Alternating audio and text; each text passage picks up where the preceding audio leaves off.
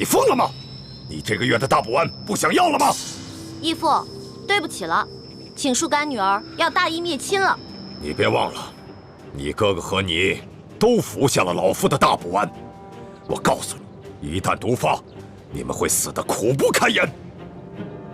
鳌拜，咱们来做个交易吧，你放了皇上，我也求皇上放了你，怎么样？老夫真是看走了眼了。老夫原本以为你是一个聪明伶俐的丫头，没想到你这般幼稚。站住，鳌拜！你已经中了我的7步之道，如果你现在强行运功的话，你在7步之内就会毒发身亡。鬼丫头，你以为老夫会上你的当吗？就算老夫中了7步刀，也会在7步之内一样先毙了你们的命，让你们为老夫陪葬的。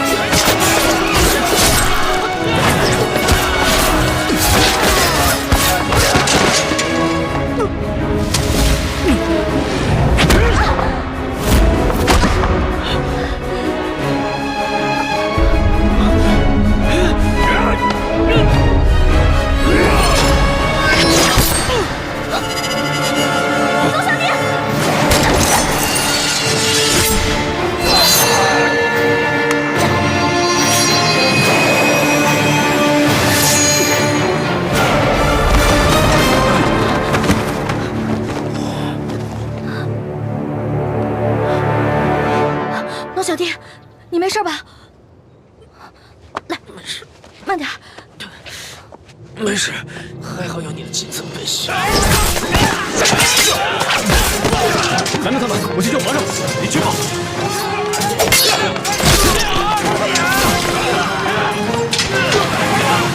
小丫头，你把老夫的金蚕背心也给了皇上，看来你对皇上是动了真心了。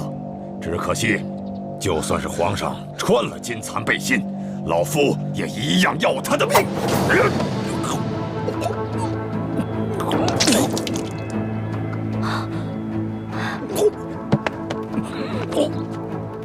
鳌拜，你果然与众不同啊！别人中了我的7步倒，只能走7步，没有想到你追了我们这么多步才倒，厉害！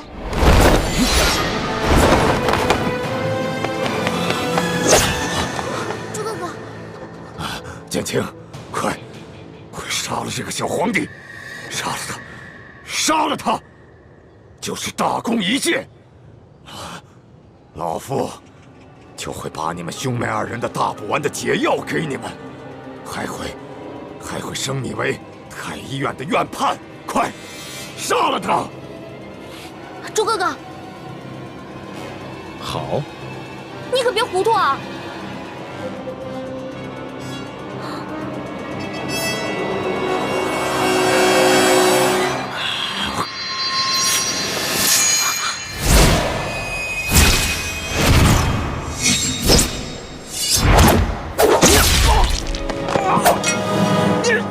中堂大人，你忘了，我是易欢的哥哥，当然要帮自己的妹妹。你们这大补丸的解药都不想要了吗？中堂大人，你又忘了，我是大夫，大补丸的解药我会解出来的。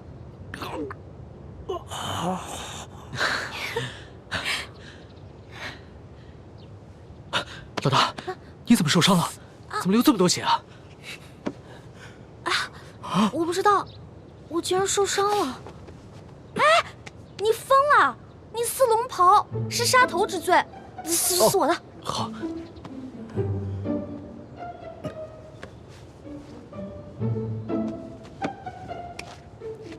哎，等等，皇上，奴才这有手绢儿。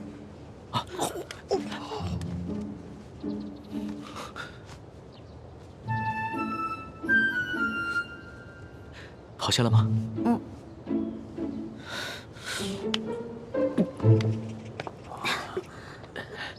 鳌拜，你别不服气，没想到你这个人不仅有勇无谋，还有眼无珠。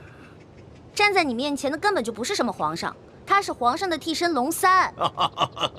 你说他是龙三？护驾，护驾，这边快！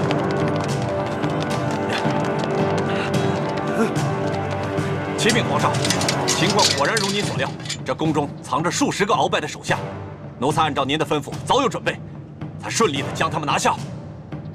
好，擒下鳌拜。这，来人，拿下鳌拜。这，他真是皇上？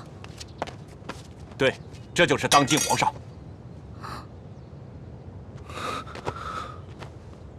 微臣参见皇上。丫头，你白长了一双大眼睛，中看不中用。你可知这玄烨在先皇的皇子中排行老三，龙三的名字是他平时出宫微服私访时的化名。你也不好好想想，他要不是真正的皇上，何来的这等的气象啊？你真的是皇上？3日侍寝的时候，为什么朕要戴着面具？朕跟你说话的时候也是破绽百出，可是你都没有发现。朕还从来没有见过像你这么单纯可爱的女孩。华妹，赶紧下跪！你这个骗子！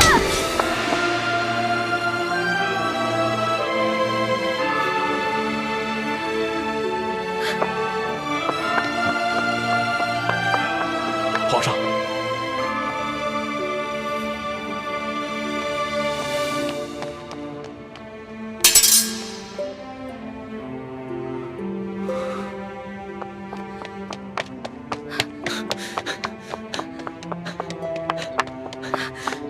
你给我站住！你给我放开！你就是个混蛋，你就是个无赖！你吃了雄心豹子胆了！你不仅敢打朕，还骂朕是骗子无赖！你本来就是骗子，本来就是无赖！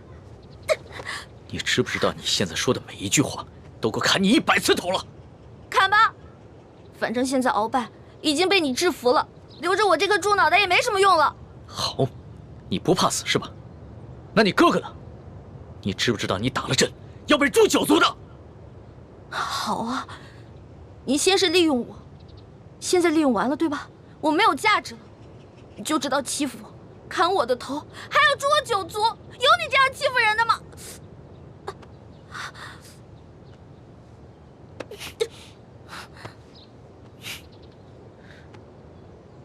伤口这么深，你还乱动？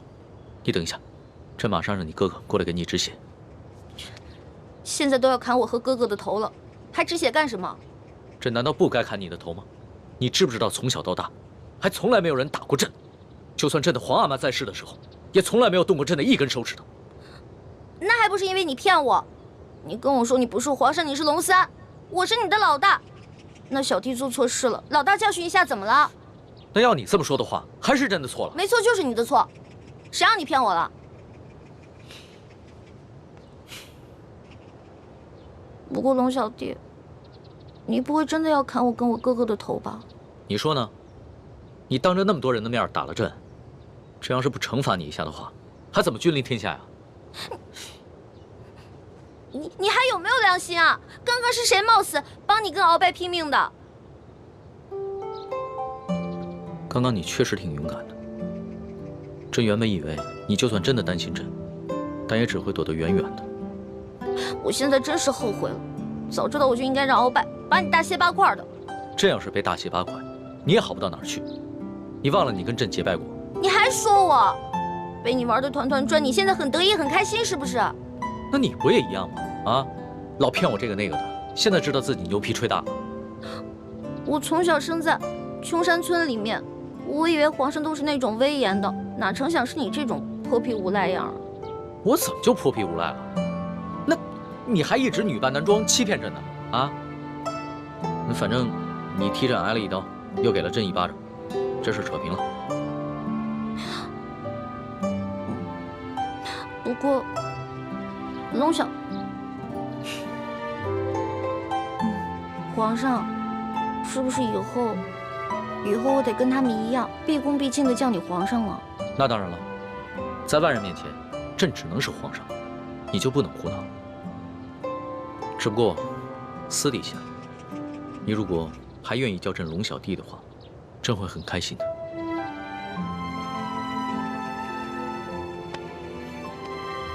是不是疼死了？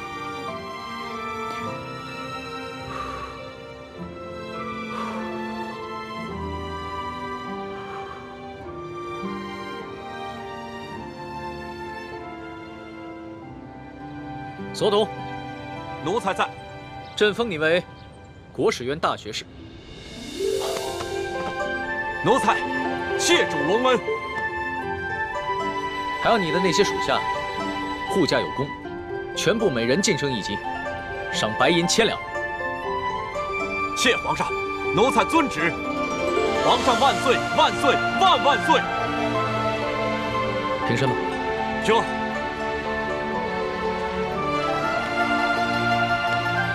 李建清，臣在。朕封你为太医院副院判，赏黄金100两。皇上，臣之医术还不够格担任太医院副院判一职，若是勉强忝居高位，于臣也未见有益。臣护驾乃是臣分内之事，不求封赏，只求当好一名御医。你年纪轻轻就能淡泊名利，很好。不过既然是你救了朕，那就是为朕立下了大功，朕也得赏罚分明啊。你要是不愿意升职的话，那朕就赐你一件黄马褂，准你有急事的时候，可以直接穿着黄马褂进宫见朕。多谢皇上。桓答应。奴婢在。你为了帮朕铲除鳌拜，不惜冒着生命危险潜伏在鳌拜的身边，还识破了鳌拜要给朕下毒的阴谋，为朕擒下鳌拜立下了首功，可谓是有胆有识、有勇有谋的女中豪杰。你想要什么，尽管说出来，朕都会遂你的愿。皇上，奴婢只有2件事想请求皇上。这第一件事，想让皇上撤去奴婢的答应之位。朕本来就要准备取消你答应的封位，封你为嫔，让你做一宫之主。皇上误会了，奴婢不是嫌答应的封位太小，而是奴婢只想做一个小小的宫女。为什么？因为奴婢的满八旗身份是鳌拜帮我伪造的，之前为了迷惑鳌拜，所以皇上给奴婢封了一个答应之位。可是现在鳌拜已经就擒了呀，所以奴婢也没有必要再假意的做皇上的后宫嫔妃了。这有什么的？朕早就想过了，找一个八旗的宗亲认你做义女，赏你们李家一个满八旗的身份就是了。其实这跟吉起也没什么关系。最主要的是，奴婢年少的时候家里给奴婢定了亲，虽然奴婢的未婚夫前几年外出游学，暂时失去了联系，但是婚约还是在的，所以奴婢没有办法侍奉皇上。你的意思是，将来有可能还是要出宫，去跟你的未婚夫完婚？这大清朝跟历代历朝都是一样的，推崇信义为先，这婚约自然也要遵守，所以奴婢就不能侍奉皇上，希望皇上成全。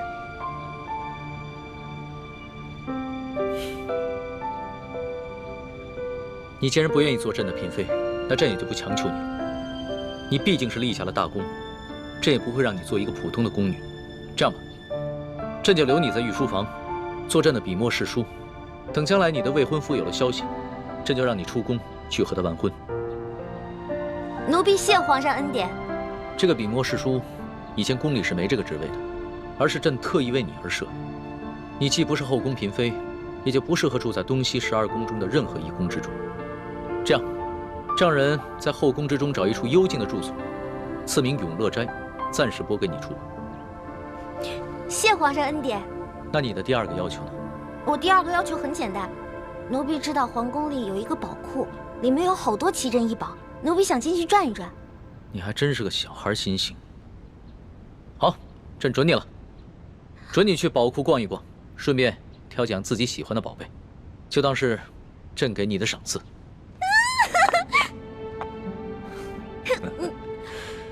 多谢皇上恩典。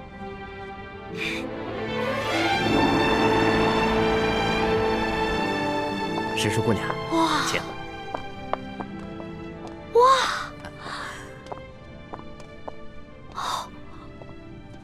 公公，这皇宫宝库里面有这么多的宝物啊！是啊，我都不知道挑什么了。石树姑娘，我跟你说，这宝库中的奇珍异宝啊，有数十万件。姑娘喜欢哪一件，告诉我，我来帮你选。李公公啊，你可知道皇上为何让我来选宝物啊？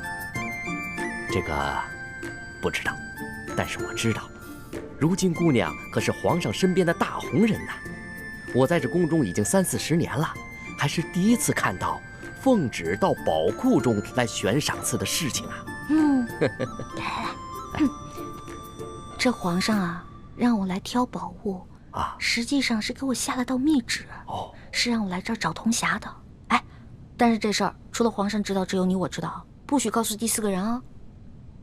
奴才明白，姑娘你放心。我在这宫中当差好几10年了，就一样好处，嘴巴紧，从来不乱讲话。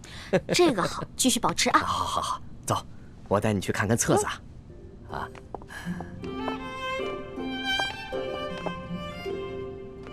姑娘，这宝库里的所有宝物啊，都在这个册子里面。我们看看这个铜匣，这个是铜匣的，你看看。这个宝库里的铜匣呢，一共有174件，不知姑娘想要哪一件？李公公啊，这个铜匣呢？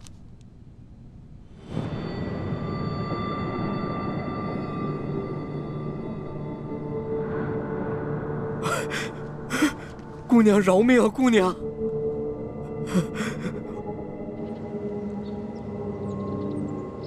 什么？铜匣被鳌拜拿走了？李公公说大概3个月前吧，这个鳌拜呢私自拿走了一个铜匣，还叮嘱他不能告诉任何人。我去登记册上看到铜匣的形状，应该就是我们要找的那个。恐怕不是鳌拜私下拿走的，是李公公亲自拿去献给鳌拜的。这个李公公现在还不知道，我们已经知道了他是鳌拜的内奸，所以他在言语中呢为自己脱罪遮掩。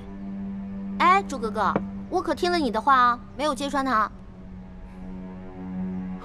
你刚才说什么？3个多月前，那不正是义父告诉我们铜匣秘密的时候吗？难道鳌拜也知道了铜匣的秘密，所以抢先一步拿走了铜匣？可是鳌拜怎么知道铜匣的秘密呢？难道我们明珠谷出了奸细？奸细？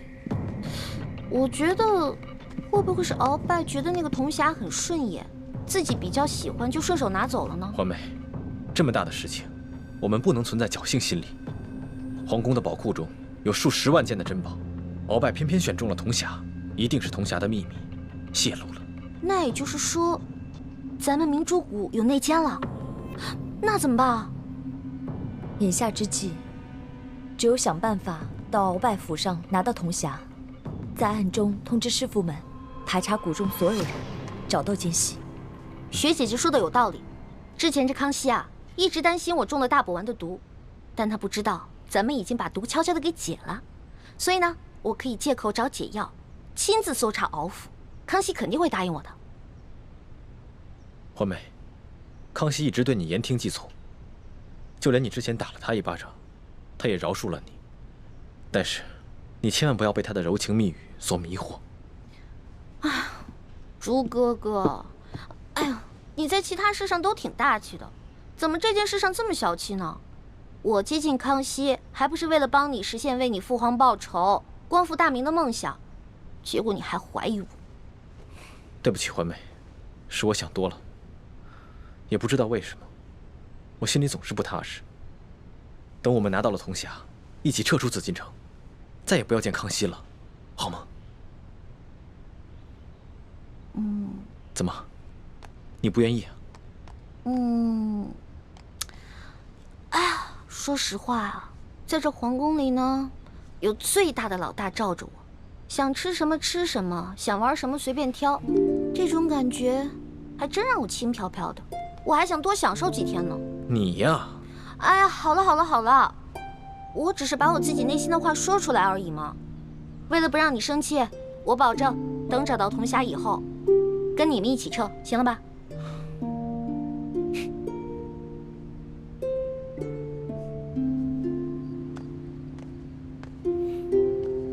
老大，谢谢你。要不是你的金蚕背心，说不定小弟就再也见不到老大了。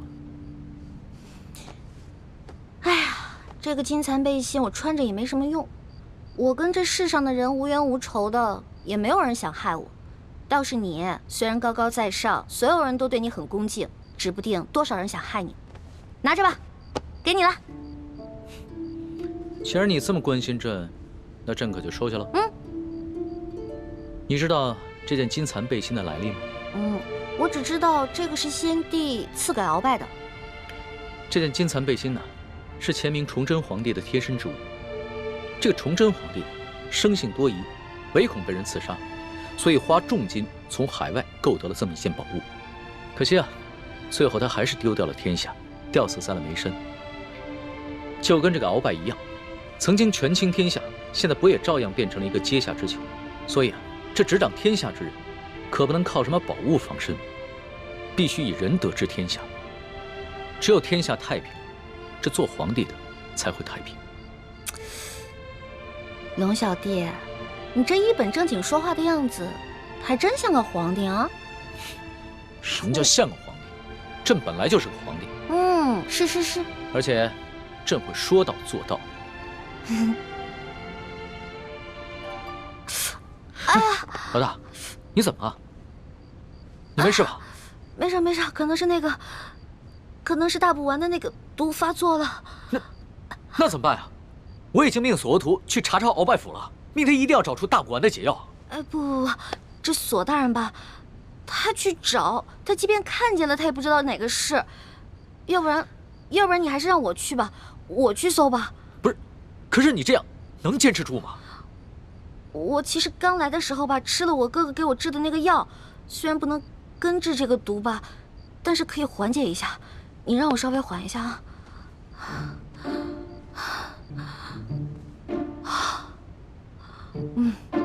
好多了，应该没问题了。行吧，那你就赶紧拿上朕的金牌，去鳌拜府查吧。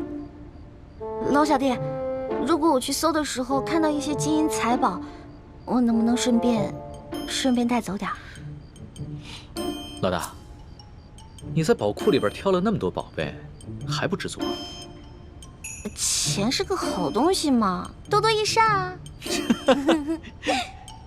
你呀，真是个小财迷。所以，龙小弟，你这话是答应了？谢谢龙小弟。这样，等我发了大财以后，一定带你去京城第一酒楼吃顿好吃的，行不行？好，就这么定了。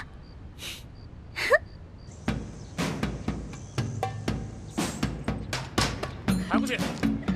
石树姑娘，这都是为你准备的。来，尝一尝，应该是不错的啊。轻点一下。好吃。好吃吗？好吃。啊。翡翠时间，这边。的确好吃。等一下。啊。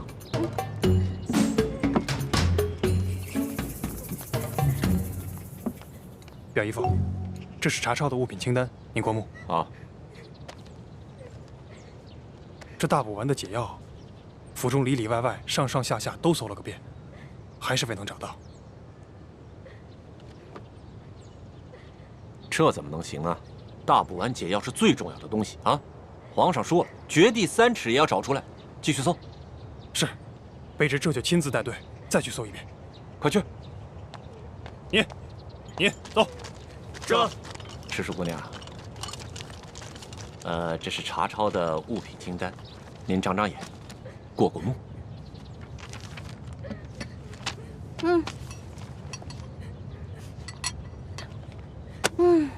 用看了，这个不对。不对？嗯，哪里不对啊？啊，世树姑娘，这个清单啊，肯定不对。这不对吗？嗯。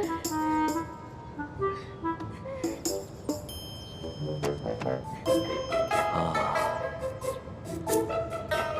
好，世树姑娘，咱们能不能借一步说话？好啊。啊，走。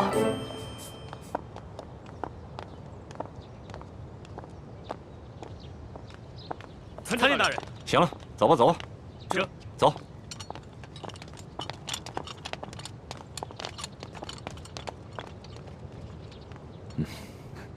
索大人，有什么话您就直说吧。哎，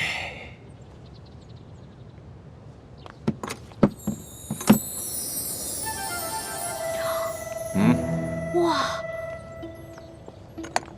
这么多金银珠宝啊，连在皇宫的宝库里都没见过呀。世树姑娘，你这眼光挺毒啊，一眼就看出这账目不对啊。实话实说吧，这2箱宝物还真就没入账。咱俩来鳌拜府，也不能白辛苦这一趟吧？咱们2:1天作5，把这2箱宝物给他分了，这样如何？分了，这不太好吧？这有什么不好的啊？这皇上命咱们俩来查抄这鳌拜府，其实就是想赏咱们俩一个发财的机会，这你都不懂吗？那也是，咱就别跟皇上客气了。是啊，那咱跟皇上客气什么呀？啊，那这样，一会儿你找个人啊，帮我把这箱抬到永乐斋去。没问题啊，这个包在我身上，你就不用担心了啊。那世树姑娘，这些账目可对了？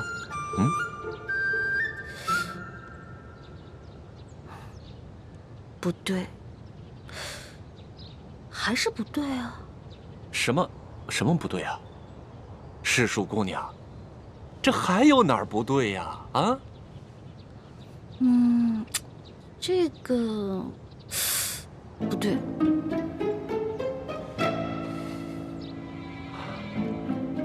行，你厉害。走，跟我走。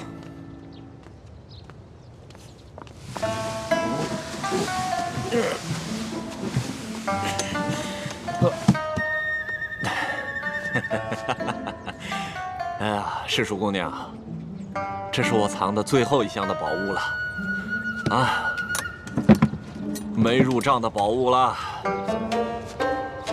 哎，这个箱子也没有。鳌拜到底将铜匣子放到哪儿了？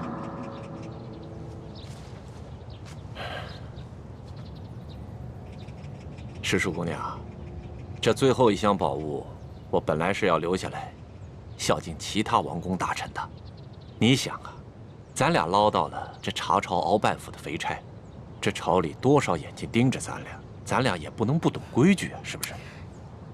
是啊，索大人啊，我虽然不是特别懂你们这朝中的复杂关系吧，但是我也知道，这人要懂得分享，不能吃独食，不然啊会招来祸灾的，是不是？是啊，哎呀，世树姑娘就是聪明伶俐，难怪皇上这么宠爱你。哎，那现在这账目可对了？这账目是对了，但是我这解药还没找到呢。对呀，这解药没找着。鳌拜这奸贼实在是狡猾得很呐！这找不着解药，咱俩怎么向皇上交代呀？索大人，您看这样，您让手下的人呢去审一审鳌府的人，问问这鳌府里面有没有什么密室之类的。对呀，我怎么就没想到这一点呢？啊，哎呀，还是世淑姑娘更胜一筹啊！那咱这个先放着，查解药去。走。赤鼠姑娘，你瞧这个地方机关重重，也不知道藏了多少宝物，说不定这大补丸的解药就藏在里面。索大人，这个机关十分的复杂，我们真的没办法打开啊！废物，一群废物点心，这点事儿你们都办不好啊！我告诉你们，再给你们1个时辰，如果你们再打不开，我把你们这没用的手给剁下来。我剁下来知道吗？我知道，我们开。索大人，消消气啊！我觉得他们打不开，跟您站在这儿也有关系。您想啊，您站在这儿，他们紧张啊，紧张肯定打不开。要不然您看这样行吗？您到外面啊歇息歇息，喝个茶，我来看着他们。还真说不定啊。那行，那就麻烦赤鼠姑娘帮我先盯着点儿。好嘞。啊，你们听好了啊，一切都听赤鼠姑娘的安排。是。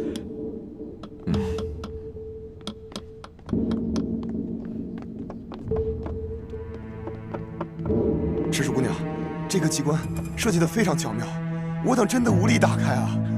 是啊，我看看。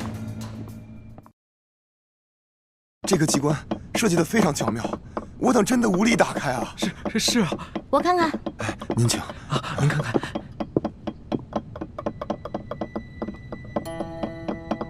哎，赤鼠姑娘，你也会开机关啊？嘘，小声点啊，这事儿不能声张。这个机关我要是开不了的话，你俩手可就保不住了啊！是，我们不说。我这次要是开不开的话，千万别怨我啊！不会，能开。哎，您请。哎，您请。天灵灵，地灵灵，保佑我一定要开啊！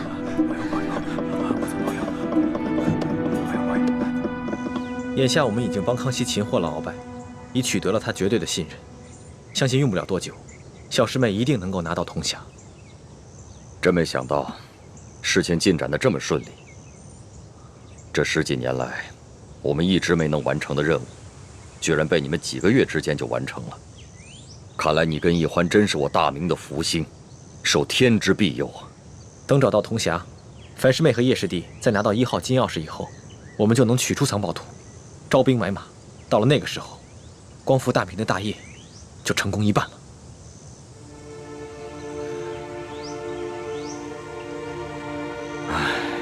怎么了，义父？有件事情藏在我心里已经很多年了，我现在告诉你，你也要把它藏在心中，不能告诉任何人。义父，请讲。孩儿定当守口如瓶。你可知道，我为何让你们活捉孙府？为了清除逆党，同时追查二哥四星的下落。那你可知道我为何要急于见四星？二哥四星乃是义父的亲生儿子，当年曾随义父出生入死，立下过汗马功劳。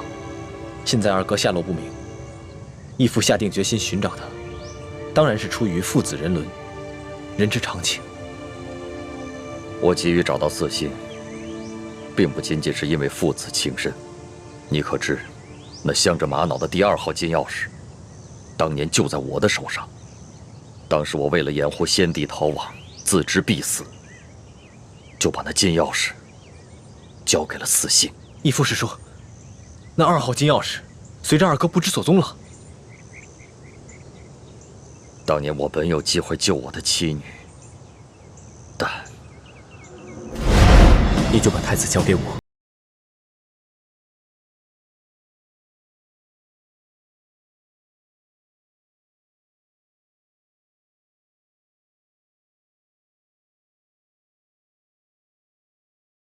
让母妃和妹妹另列马车，马上就到。刚刚陛下明明让母亲上车，你却不让。你明明知道我三桂马上就要破城了。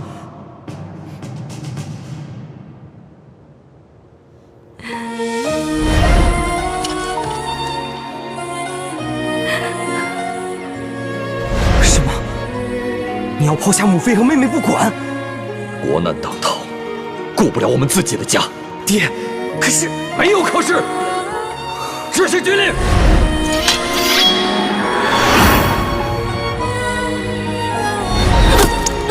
娘！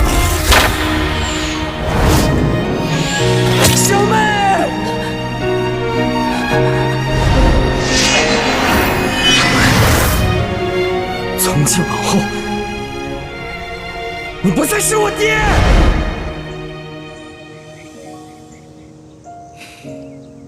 这么说来，现在我们手上只剩下了延平王的3号金钥匙。就算找到了铜匣和1号金钥匙以后，也都于事无补了。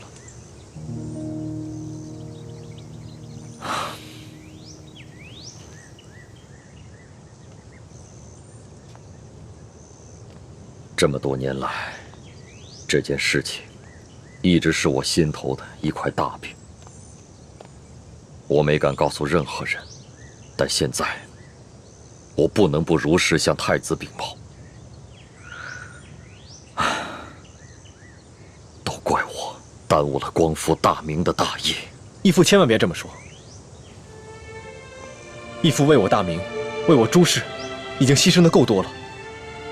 义父，等我们找到铜匣和1号金钥匙以后，我们再一起寻找二哥的下落。死刑多年来杳无音信，我怀疑，如今他早已不在人世，要不然就是故意隐藏起来，以此来惩罚我当年的狠心。义父，我们一定会找到二哥的，而且我相信，总有一天，他会理解你的苦衷，而苍天定会庇佑我大明。皇祖母，这只是一个小小的答应，居然敢动手打皇上。更不可思议的是，皇上居然还不予追究，还破例给他封了一个什么笔墨侍书的职位，给他加倍的疼爱。岂有此理！岂有此理呀！小小的笔墨侍书，竟敢在大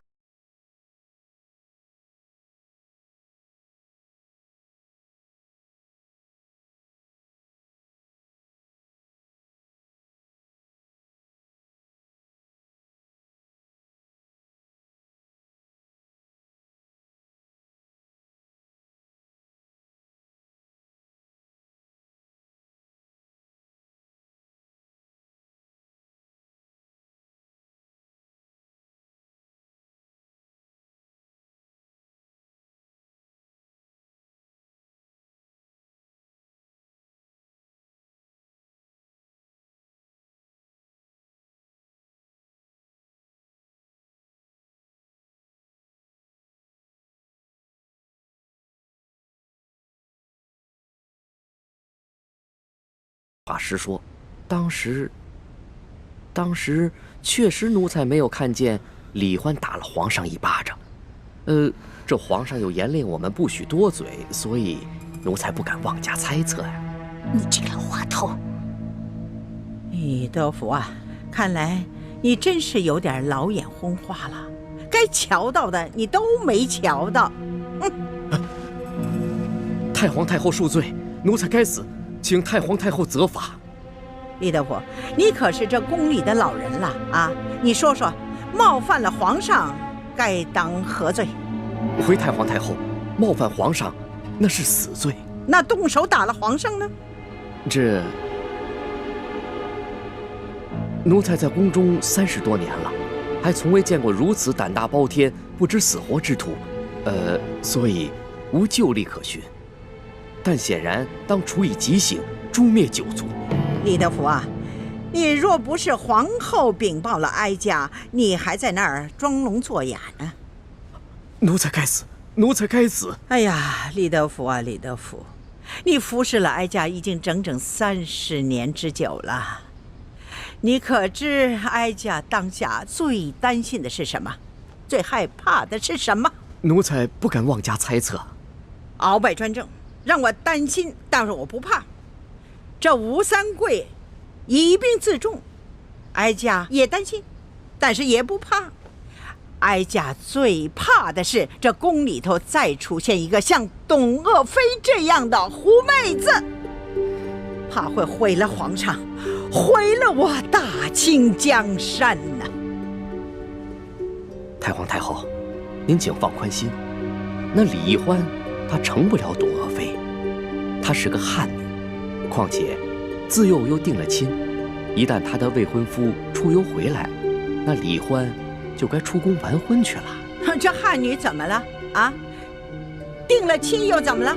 当年这海兰珠就嫁过人，这太宗皇帝不照样爱若珍宝吗？董鄂妃一样，她还是先帝的弟媳呢，那先帝不是照样为她神魂颠倒了吗？这李易欢呐，比起这海兰珠啊、董鄂妃呀，真是有过之而无不及呀！居然还敢打皇上，啊！皇上连这个都能忍，这说明把他纵容到什么地步了啊！李德福啊，这可是天大之事啊！你居然没向哀家禀报！奴才该死，奴才该死。不过，奴才也着实冤枉。这李易欢，他入宫之后，也未见得如何受宠啊，只不过册封了个答应。可是，谁想到，竟然到了今天这个地步啊！可见呢，这个李易欢是一个鲜毒之人呐。皇祖母，你可千万不能再纵容这个贱婢李易欢了，否则，只怕您担心的事情又要重蹈覆辙了。放心吧，只要哀家在，任谁他也翻不起这个波澜来。都过了1个时辰了，世叔姑娘，你到底行不行啊？哎呀，别催我了，恐怕我们的手是真的保不住了。是啊，能不能不要那么绝望啊？我有种预感，我很快就能打开，很快。这真的假的啊？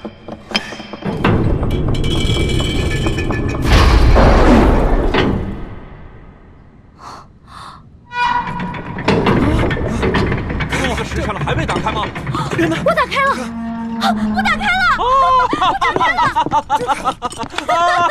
世叔姑娘，你可太棒了！哎，世叔姑娘，真是没想到，你居然会开机关呢，太了不得了！走，不是，我不会开机关，我是之前皇上不是安排我在鳌拜府当卧底吗？哦，我看见过几次，照葫芦画瓢，您看捣鼓了1个时辰才给捣鼓开。哎，世叔姑娘，真是没有想到。你看这么一次就能够记下手法来，这可太了不得了，真是聪慧过人呐！走，咱们休息一会儿。如今鳌拜倒台了，我弟弟有何反应？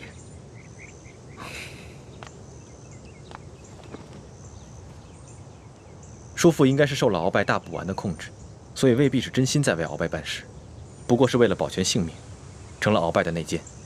眼下鳌拜被关进了天牢，没有把他供出来。我们也没有揭穿他，所以康熙也未曾怀疑过他。眼下他在宫里的日子，也算是风平浪静。那，如果我向他表明身份，以你对他的观察，他是否会认我这个亲大哥？是否会弃暗投明，加入我们光复大明的联盟？这个很难说。我曾经试探过他几次。他常常感慨自己孤身一人，似乎十分想念从前的亲人。不过他毕竟在宫里生活了几十年，已然变得十分麻木且圆滑，而且他现在有钱有势，我猜他不会为了跟义父的兄弟情谊而放弃眼下所拥有的一切。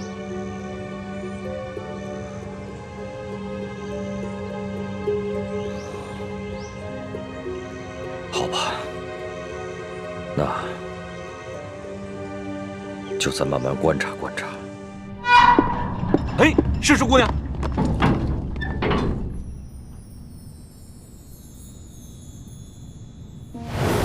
你们俩把工匠带走，给他们打赏，快！知。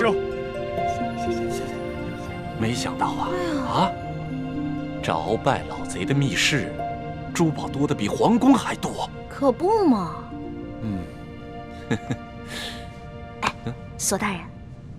要不然这样，咱俩呢先挑点，剩下的入账，您觉得呢？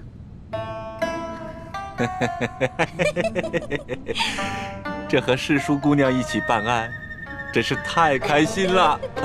是，您那边，我这边，怎么样？行动！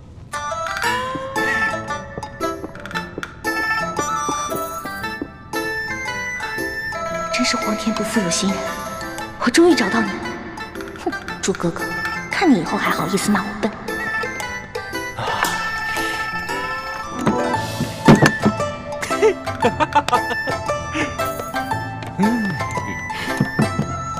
哦，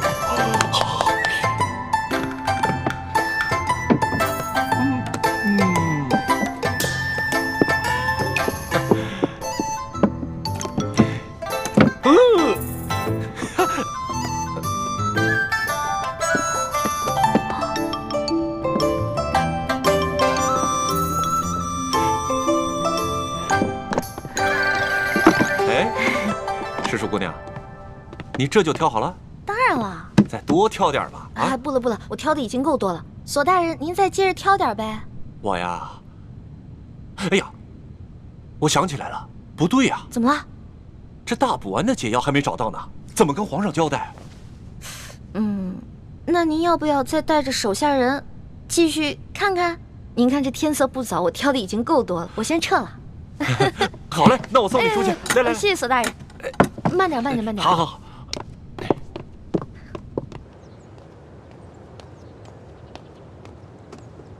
李太医，太皇太后凤体前安，李太医，赶紧过去看看吧。好，卑职这就过去。公公将来告老还乡的时候，可否会回陕西榆林去安享晚年啊？不回去了，没有亲人的家乡还算什么家乡啊？公公在这世上，当真连一个亲人都没有吗？本来是有个孪生哥哥，但几十年杳无音信，恐怕早已死在乱军之中了。万一公公……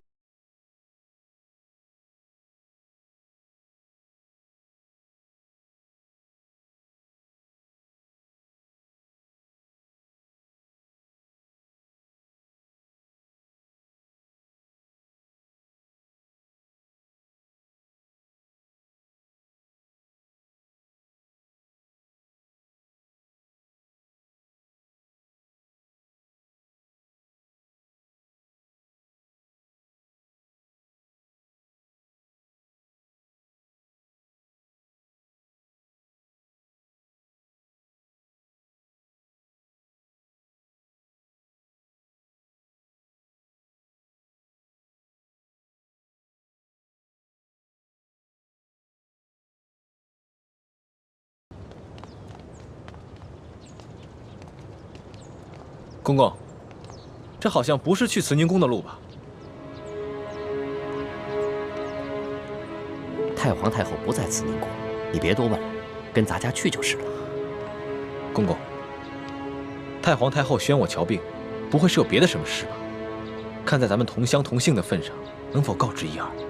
你多心了，你刚刚才救了皇上，太皇太后也许是想赏赐你呢。多谢公公。走吧。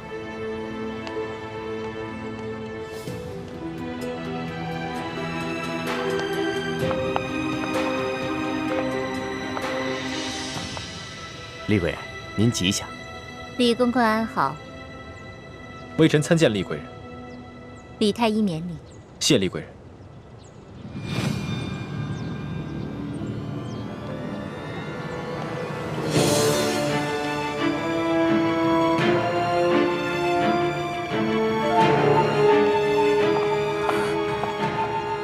师父，大师兄出事了，我去永乐宫通知医患。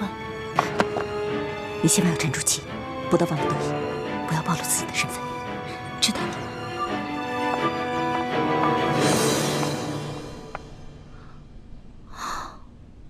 踏破铁鞋无觅处，得来全不费工夫啊！如果朱哥哥看到这个铜匣子，一定会惊喜万分的。到时候我就将找到铜匣子的过程说得惊心动魄，让他们以后再也不敢小瞧我这个小师妹了。哼！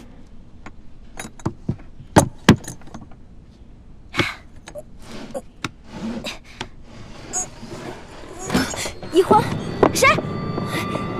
一环，快去救大师兄，快啊！啊！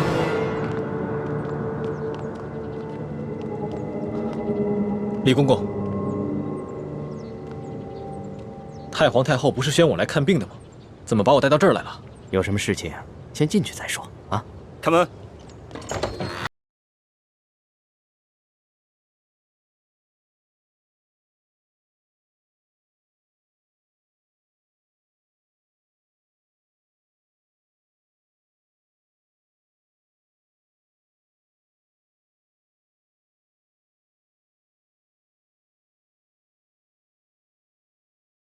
赐一杯御酒。龙小弟，我求求你去救救我哥哥，还有那些工人吧。他们犯了什么错？他们不就是看我打了你一巴掌吗？可是，他们就要因此失去自己的性命吗？这不公平啊！朕已经吩咐过所有人守口如瓶了，没想到还是传到了太皇太后的耳朵里去了。现在太皇太后已经下了懿旨，朕也不好公然对抗她的权威啊。太皇太后的权威，难道比那些人的性命还要重要吗？太皇太后要维护的是皇权的威严，这是紫禁城，有很多规矩，不仅这里的大小奴才要遵守，连朕也必须得遵守。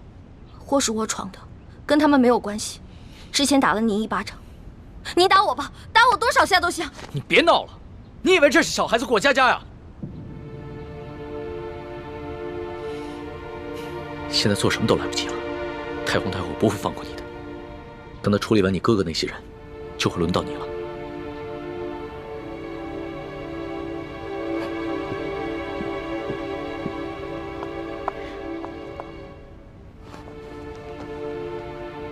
那皇上，您还是先杀了我这个祸首吧。如果先杀了我的话，死在哥哥的前面，我就不会那么内疚了。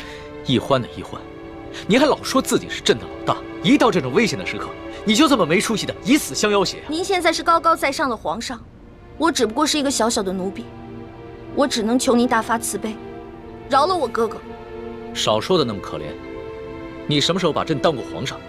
不一直把朕当成你那个结拜小弟吗？奴婢再也不敢不知天高地厚了。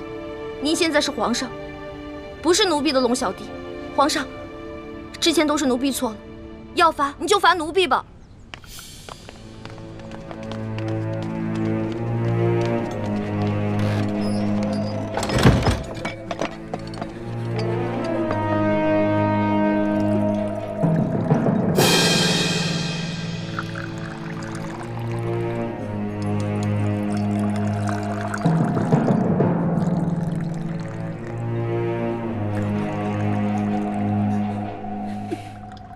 你先起来吧。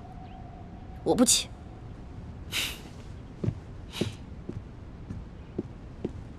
起来吧，这么跪着也不是办法。皇上，我求求您了，您能不能去救救他们呀？如果他们因为我而死，我肯定会内疚死的。楼下，皇上，你就救救他们吧。人自然是要救的，但你倒是说说，这要怎么说服太皇太后啊？您可以跟太皇太后讲齐桓公跟管仲的故事。当年，管仲为了救自家主子，向齐桓公射了一箭，但是那个箭正好射到了齐桓公的腰带上，齐桓公没有死。后来，齐桓公不计前嫌，任用管仲当了国相。管仲感激涕零，倾尽一生的才华，辅佐齐桓公，最后成为春秋五霸的首位。皇上，您不会连齐桓公都不如吧？论气度，朕自然是不输齐桓公的。可是你能比得了管仲吗？论治国之才，奴婢当然比不上管仲的一根汗毛。但是，你想招来人才容易，想找到像我这样陪你吃喝玩乐、赌骰子拼酒的人，可不容易啊。这个理由倒是很充分。只不过，早晚有一天你都要出宫嫁人，不能一辈子留在宫里陪着朕，那朕岂不是很吃亏？原来您是因为这个呀？那您现在想怎么办啊？跟朕说说你那个青梅竹马吧，他叫什么名字，长什么样，家世如何？这个属于奴婢自己的秘密，不能告诉你。那你总得告诉朕，他的外貌仪表、才华气度比朕如何？这个嘛，我也没法说。有什么不好说的？让你说，你说不就完了吗？那我真说了，你可不许生气啊！笑话，朕在你的心里度量那么小啊？他确实没有皇上您高贵俊逸，但是他很温柔，对我特别好，人很老实，我说什么他就做什么，我可以把他吃得死死的，不像你，今天说这个你开心了，明天说那个又得罪你了。那你爱他吗？二师傅，我头晕。师傅带你去休息啊。二师傅，一环他是在装病，你千万别上了他的当。一会儿大家练完功，再罚你扎半个时辰马步。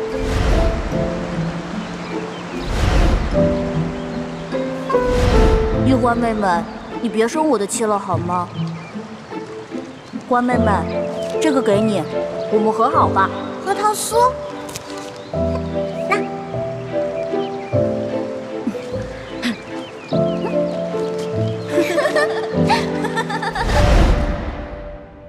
哎呀，皇上现在都什么时候了，你还说这些闲话？您赶紧跟我去救人吧。皇帝也是人，也有七情六欲，也有好奇心，甚至也会嫉妒。龙小弟，我求求你了，你要是再不去的话，他们人头马上就要落地了。放心吧，这个宫里没那么容易见血，要灭口用的都是鸩酒。鸩酒？那你赶紧下旨吧。走，快去救他们！你先别着急，这太皇太后一下子从朕身边抓了10几个人，还需要等你过来求朕，朕才知道怎么做吗？朕虽然不好公然抗旨，但是早已命人准备了解药了。真的？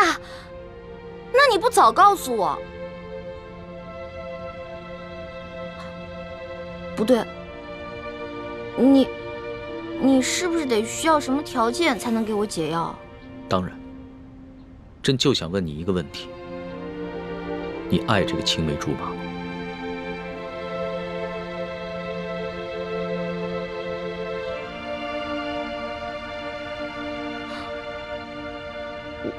我不是不告诉你，说实话，我也不知道。我只知道，我们是青梅竹马，从小他就对我特别的好，以后我肯定是要嫁给他的。至于爱不爱，我自己心里也不清楚。哎呀，好了，我现在回答完了，你可以跟我去救人了吧？等一下，朕还有一个问题。你怎么那么多问题啊？你有话快说，有屁！皇上您问吧，您快点问。你爱朕吗？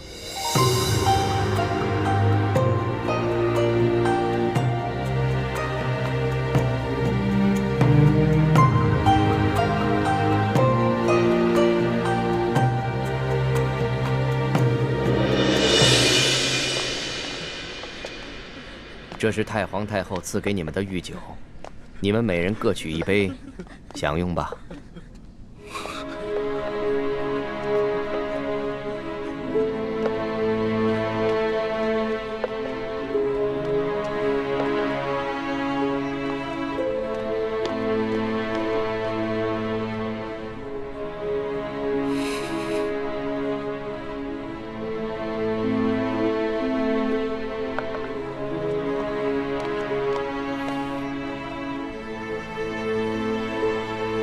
这酒有毒。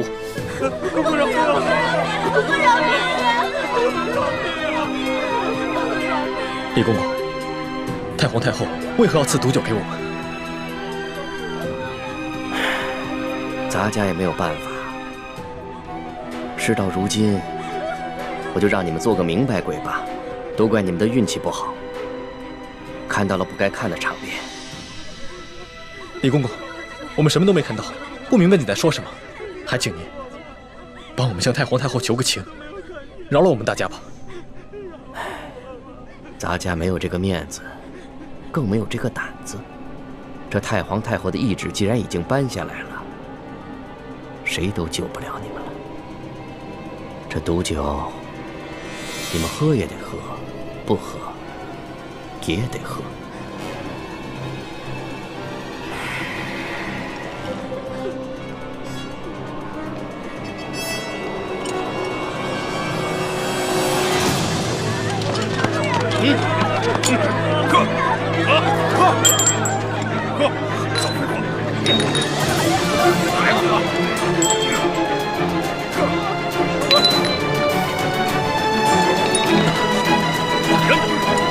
李公公，我有重要的话要跟你说。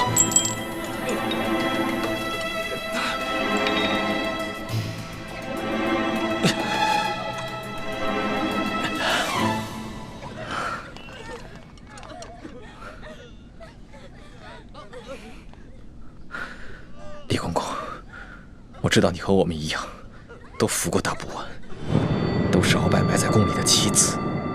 今天，你若不救我和这些宫人，那么你的秘密，我也不会再替你保守了。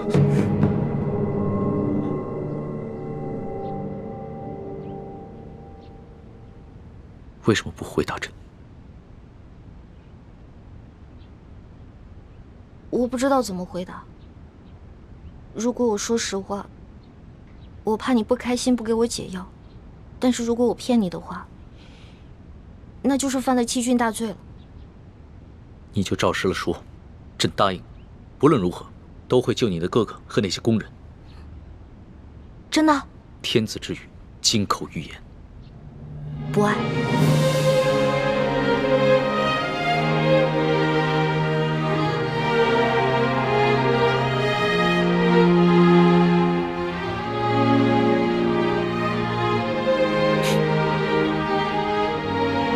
这两个字说的真干脆，丝毫不顾及朕的感受。我之前就跟你说过，皇上是这个天下最不值得女人爱的人。可是作为老大，也许我会爱上结拜小弟龙三，但是作为奴婢，我永远都不可能爱上皇上。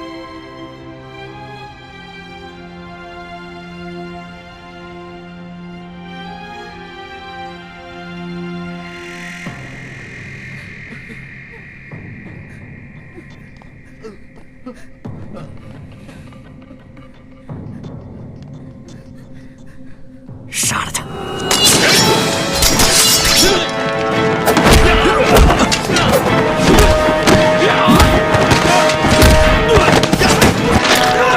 李德福，想不到你要杀我灭口！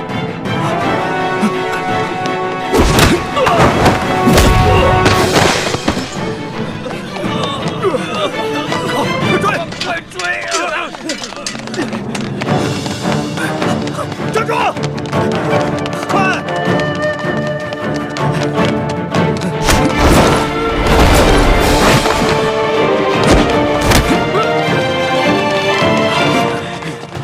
李太医，你杀了我，你也活不了。李德福，你别以为杀了我就没有人知道你是鳌拜的内奸了。你别忘了，我还有我妹妹易欢，我若是死了，她绝对不会放过你。李太医，你我都是同乡又同姓，我本来是想照顾你的，可是太皇太后这懿旨一下来，我们这些做奴才的，除了照办还有别的办法吗？我救了皇上的性命，又助皇上擒拿鳌拜，立下大功，太皇太后怎么可能不分青红皂白，就要置我于死地？哎，都怪你那个妹妹呀！仗着皇上对她的宠爱，她就无法无天。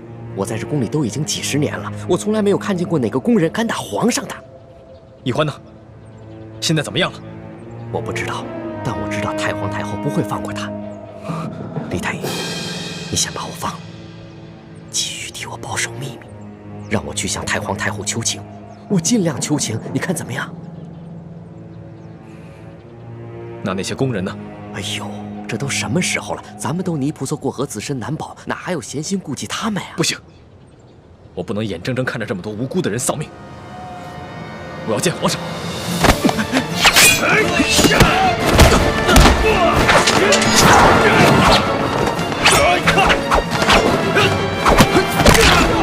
住手！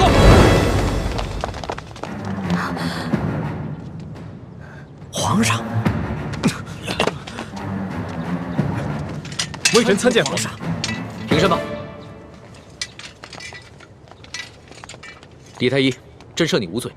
你现在马上和索额图去解救那些中毒的宫人。微臣遵旨。这，快！李德福，这差事你办的可真是用心呢。皇上恕罪。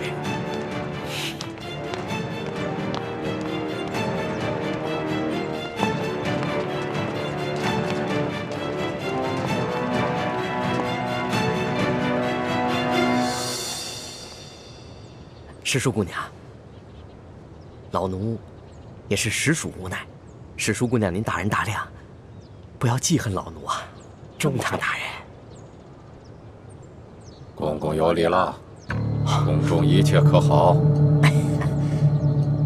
中堂大人，您放心吧，一切尽在中堂大人的掌控之中。皇上好吗？皇上现在还是每天跟一些小伙伴们摔跤玩耍，无心朝政。他那都是故意做给老夫看的吧？当年顺治爷临终托孤的景象，老夫是历历在目。不过如今皇上翅膀硬了，不把我等老臣看在眼里了，是时候给他点教训了。啊，那中堂大人，您的意思是？每日给皇上一盅补药吧，接着看着他喝下去，懂了吗？奴才懂，奴才懂。你是如何知道的？公公，我这口技练得还不错吧？原来那晚你也在马车上，那你是如何知道是我？公公啊，虽然您那天行事谨慎，带着黑纱，我看不清您长什么样子。